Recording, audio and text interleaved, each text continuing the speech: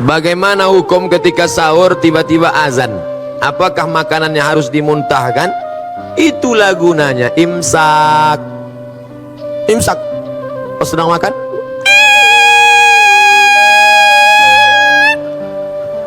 di Maroko tak ada imsak. Rupanya imsak itu cuma ada mazhab Syafi'i. Maroko mazhabnya Maliki tak ada. Jadi kami makan aja. Makan. Pas sedang makan, Allahu Akbar, Allahu Akbar.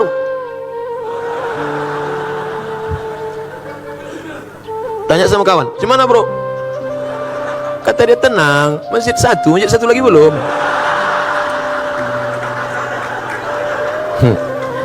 Barulah saya paham makna imsak. Imsak itu artinya lampu kuning 10 menit agak-agak 50 ayat sebelum azan subuh, mulut sudah steril bersih. Tapi kalau suasana normal, kalau terbangunnya pas imsak karena lembur, capek kerja, tugas banyak, pas terbangun imsak, apakah tak boleh makan? Boleh. Ambil nasi, gulai, sampodeh baung, sambal belacan, potai, ikan bilis, masukkan blender. Nah, dah tu ambil pipet 2. Nawaitu saumarodin ada ifal di syahri Ramadan hajizan. Tapi kalau sudah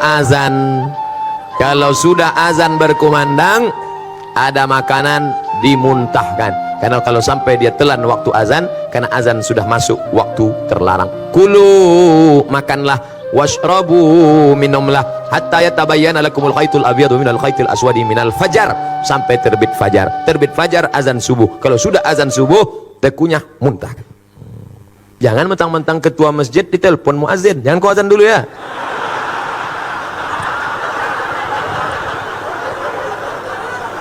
Banyak orang menyalahgunakan kekuasaan sekarang ini. Barakallahu fi umrik Ustadz. Semoga Allah memberikan berkah pada umurmu Pak Ustadz. Jawabannya, wa iyyakum wa jazakumullah khairan. Semoga kau juga begitu, kau diberikan Allah balasan baik. Semoga Ustadz dan keluarga sehat selalu serta umur yang panjang, amin. Mau tanya, apa hukumnya seorang TKW pergi melaksanakan haji umrah? Karena ada yang bilang katanya hukumnya dayus. Mohon penjelasannya Pak Ustadz. Dayus itu orang yang tak ada rasa cemburu kepada anak, pada bini. Bininya keluar rumah tak menutup aurat. Pak, tadi ku tengok bapak, istri bapak dibawa orang. Biarlah, tak apa-apa. Dibawanya ke hotel tadi Pak, kau aja baru tahu, aku diam aja gitu. Itu dayus tuh. Semiskin-miskinnya Bangladesh, tidak ada TKW Bangladesh. Tak ada TKW Bangladesh. Laki-laki saja yang bekerja Bangladesh. Saya kalau sudah ngomong sama orang Bangladesh ini bingung saya. Antara iya sama tidak kepalanya. Kaya hal hai deke, aca-aca kau sudah ya. Entah iya entah tidak apa ya. Tak ada perempuan. Tapi karena kita sulit ekonomi, saudara-saudaraku yang menjadi TKW di Hong Kong, yang menjadi TKW di Taiwan, menjadi TKW dimanapun kalian bekerja, jaga kehormatan kalian, berjaga dengan perempuan. Karena hukum kalian itu aslinya tak boleh, tapi karena hukum darurat, kalau tidak bekerja di sana mati, kuli. Semiskin-miskin kita masih petani, tapi di sana buruh tani, bekerja tempat orang, tak ada sawahnya, menumpang di tanah orang, akhirnya merantau dia. Nah, ini tanggung jawab siapa ini? Kalau ekonomi umat bangkit, insya Allah selamat bangsa ini, insya Allah. Apakah sholat taubat boleh dilaksanakan setiap malam sebelum tahajud? Mantap. Nanti malam begitu bangun mandi. Bagus mandi malam itu. Katanya memang di malam rematik, dari habis maghrib ke jam 1 itu bisa rematik. Tapi dari jam 1 ke subuh bagus. Terapi mandi malam, segar, sehat. Mandi malam. Mandi. Habis mandi, bersih semua, ambil parfum no alkohol, sapukan ke tangan, ke leher. Malaikat rahmat suka mendekati orang yang harum-harum. Turun dia mendekati. Innal malaikata tata'adza, malaikat tersakiti mencium bau. Itu makanya Nabi melarang orang makan jengkol, melarang orang makan bawang putih, bawang merah ke masjid. Terganggu malaikat. Pertama sholat sunat wudu, usolli sunnatal wudu. Habis itu sholat sunat taubat. Habis itu sholat sunat hajat. Habis itu sholat sunat tahajud. Jangan witir lagi, karena udah witir di masjid. Tak boleh 2 kali witir dalam semalam. Ayatnya Pak Ustadz, apa ayat paling panjang yang kau hafal? Wal asri Pak Ustadz. Yang kedua, inna a'tayna Pak Ustadz. Biar tahu saya mengagak-agaknya. Habis itu kuliah. Habis itu kulhu. Habis itu trikul dulu Pak Ustadz. Kuliah. Dah, kalau begitu begini settingnya. Salat sunat wudu, wal asri dulu, ayat kedua kul huwallah. Salat sunat hajatnya nanti inna a'taina. Habis itu kul huwallah rakaat kedua. Salat sunat taubatnya rakaat pertama kuliah, rakaat kedua kulhu. Tahajudnya nanti Pak Ustaz ulang balik macam itu. Jadi nanti catatan malaikat itu agak bervariasi sedikit. Ada juga model orang ini sembahyang 12 rakaat ayat kulhu, bawah sama dengan atas, sama dengan atas, sama dengan atas. Bagus, tiap malam buat. Bangun, mandi, pakai parfum no alkohol, habis itu sholat sunat wudu, sholat sunat taubat, sholat sunat hajat, sholat sunat tahajud 8 rakaat. Kalau mau tambah baik 2 rakaat 1 salam. Habis itu baca Quran. Habis baca Quran baru makan sahur. Saya Pak Ustaz kalau tak makan dulu sakit perut saya. Makan dulu boleh. Tapi udah habis makan nih mau duduk pula Pak Ustaz. Nya enggak bertanya apa menawar. Saya pernah dengar ada riwayat Nabi Muhammad umur 28 sampai 30 tahun, bukan 40 tahun. Bagaimana nih Pak Ustaz? Kita pakai jumhur, mayoritas ahli sirah sejarah, Nabi Muhammad menikah 40 tahun. Arba'una sanah, sekitar 40 tahun. Ada yang pandai menghitung ngedetail pakai ilmu falak astronomi, kata dia 38. Terserah dia. Saya ikut 40 kan lebih selamat. Bagaimana pendapat Ustadz bagi lansia tentang naik jadi nabi 40, menikah 25. Bagaimana pendapat Ustadz bagi lansia yang tak mampu puasa, tak mampu membayar fidyah? Puasa, tak sanggup puasa, level 2, ganti di hari yang lain. Tak sanggup mengganti di hari yang lain, bayar fidyah. Tak sanggup bayar fidyah, dia menerima fidyah. Itu hebatnya orang Islam. Tinggi, bisa turun, bisa ditawar. Datang seorang laki-laki mengadu ke rumah Nabi, ya Rasulullah, celaka aku ya Rasulullah. Kenapa kau celaka?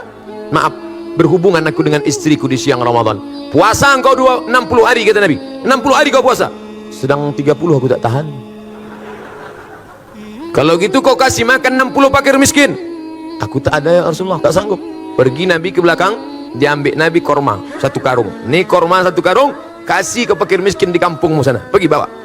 Ya Rasulullah, aku yang paling miskin di kampung itu. Hatta badat nawajizuhu, Nabi tertawa sampai nampak gigi gerahamnya. Jadi jangan kalian bayangkan Nabi itu serius. Neraka, neraka. Nabi tersenyum, hatta badat nawajizuhu, sampai nampak gigi geraham.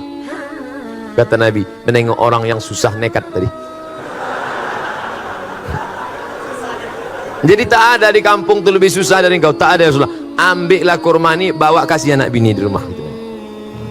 Itu. Jadi bagi yang tak sanggup, dia menerima sedekah kita.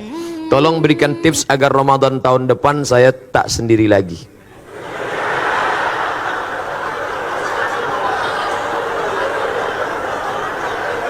Pertama, dekati Ustadz.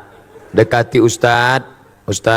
Ustadz Noki, Ustadz siapa, tanya dia, Ustadz ada stok-stok Ustadz yang tolong dulu Ustadz, aku cukuplah tahun ini bangun pakai jam weker nih, aku takut tahun muka pakai mercun lagi nampak. Kalau bisa adalah yang membangunkan Pak Ustadz.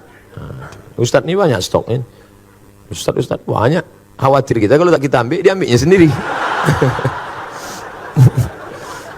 Minta sama dia, tapi jangan lupa doa. Skenario ilahi begitu indah. Kalau tak percaya, tanya sama orang-orang tua kita. Coba datangi Pak Rifai Rahman, tanya beliau, Pak, gimana Bapak jumpa ibu dulu? Ceritanya pasti indah. Beda sama orang sekarang. Orang sekarang tanya, Bang, iya, gimana Bang jumpa kakak dulu? Salah sambung.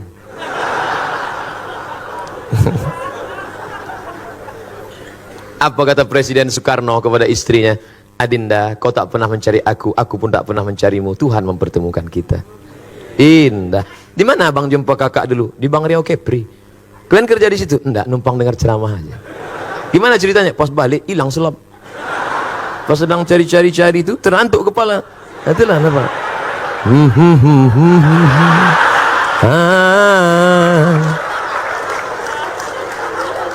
Indah. Bagaimana cara untuk mengganti puasa tahun lalu sementara jumlah puasa diganti tak ingat? Umur berapa sekarang? Umur 30 Pak Ustadz. Akil balik umur berapa?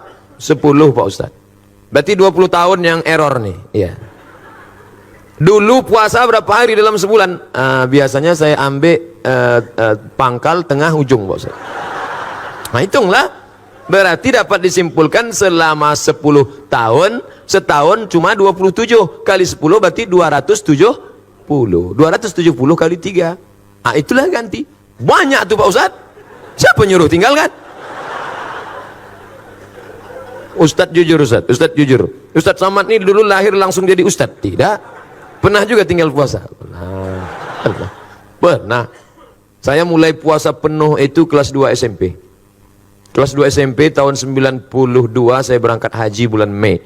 Balik dari haji, kau sudah haji, tak boleh tinggal sembahyang, tak boleh tinggal puasa, tak boleh pacaran. Maka saya tak punya pacar. Banyak menyesal sekarang.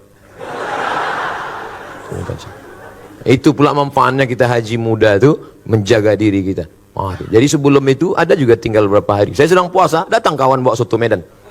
Mat, ayo makan, puasa aku bilang. Ini ha kita. Ha kata dia. Wah nengok soto Medan ni. Tapi dah saya ganti dah. Ganti dah. Mak saya tanya, Mak, waktu mak mengandung aku berapa hari tinggal puasa? Dulu kau sakit-sakitan dalam perut. So tiap hari sakit. Maka 30 hari aku tak puasa. Menyusukan tahun pertama 30 hari. Menyusukan tahun ketiga 30 hari. Jadi untuk aku berapa hari mak tak puasa? 90 hari. Ganti mak. Setahun mak saya puasa Senin Kamis lunas. Senin Kamis, Senin Kamis, Senin Kamis, Senin Kamis 8 hari. 10 bulan 80 hari. Tambahnya 8 hari lagi bulan 88. Tambahnya 1 selesai. Sudah lunas hutang puasanya. Umurnya berapa? 70 tahun. Tapi tak saya paksa. Yang pula mak kita terpaksa. Ini ada jamaah ini umur 80 dipaksa. Saya paksa mak saya puasa Pak Ustaz. Kenapa kau paksa? Saya dulu dipaksanya. Ini tak betul. Jadi bapak yang punya hutang 270 hari, kalau istiqomah puasa Senin Kamis, setahun lunas. Dan orang yang puasa sehat. Sumu tasihhu, puasa kau akan sehat. Ini darah ini berat. Darah ini berat menyembur dari jantung naik ke otak. Kenapa darah berat? Karena ada minyak di dalamnya. Minyak itu apa? Kolesterol. Kenapa berat ini di dalam? Kenapa? Karena di dalamnya ada gula. Gula membuat darah beku. Kenapa dia? Diabetes mellitus. Saya tanya, Pak, berapa umur Bapak? 80 sekian Ustaz Somad. Saya tengok Bapak sehat aja. Iya. Apa rahasianya Pak? Saya tak pernah makan goreng-gorengan Ustaz. Kami sayur tak pakai santan, tak ada kolesterol. Sayur bening, tak pakai minyak. Bayam ini bening. Kemudian ikan itu dipanggang, tidak pakai minyak. Minyak bekas dipakai 2 kali 3 kali. Itulah penyakit. Rupanya itulah rahasianya. Sayurnya bening, minyak ikannya dibakar. Nah, itu dialog kami waktu di Tembilahan dengan Pak Irahman. Udah saya ambil tuh, maka saya sehat sekarang. Apakah infus transfusi darah membatalkan puasa? Baca bukunya 30 fatwa seputar Ramadan. 30 fatwa seputar Ramadan. Download di Play Store. 30 fatwa seputar Ramadan. Penulisnya Somad LC. Di situ disebutkan fatwa Syekh Qardawi. Kalau suntik obat tak batal. Suntik obat tak batal. Darah diambil tak batal. Tapi kalau infus batal. Karena infus itu makanan. Jadi kalau ada bersuntik obat sakit demam batuk tak batal. Tapi kalau infus, karena kalau orang-orang kaya, orang berduit, masuknya 2 botol, habis itu keluar deh. Nah, upaya udah 2 botol masuk. Pas buka bapak tak buka, sedikit aja. Udah kenyang duluan. Nah, oleh sebab itu maka suntik obat tak batal, suntik infus batal. Itulah kaji kita. Mudah-mudahan menambah amal soleh. Buah dari pengajian adalah berubah perilaku amal. Kalau banyak mengaji, amal tak berubah.